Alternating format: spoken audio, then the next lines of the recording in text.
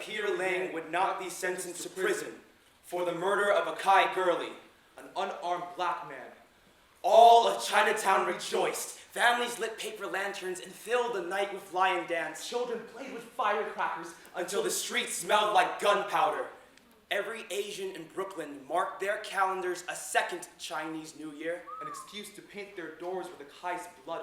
Until the community was doused in red. The day Peter Liang was spared. The doors read, 1 tragedy, 2 victims.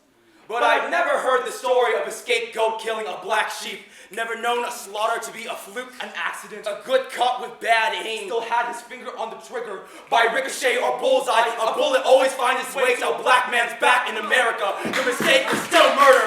Peter, He never did carry a burden of a nation. your conviction is not akin to carrying a cross. You are no Korean Jesus. If anything, you were the Chinese Cain who killed Abel in an alleyway, slayed a brother of color as offering to a white messiah. His corpse, proof that the American dream can only exist If we become who we were born to hate, to believe that the silver lining is the sight of a bullet we finally get to shoot. Do you know the history of your forefathers? No, not the boat people who braved oceans in search for a better life. We're talking about America's first policemen, 19th century slave patrols. Whose oppression of slaves was their definition of a better life. Is this why you wanted to wear a badge in the first place? To don blue, because dragged in red felt like draping yourself with immigration papers. A reminder that this country would rather call you peril, Call you rats. call you the bones laid in between railroad tracks. That you would rather garments in blood. If it means you can lean on the very people that mistook your face for gook instead of the goat you claim to be. How well you do them proud, taking a black boy from his family and cry self-defense that you were scared for your life. Now ain't that white privilege? Killing a black man while playing both the victim and the hero?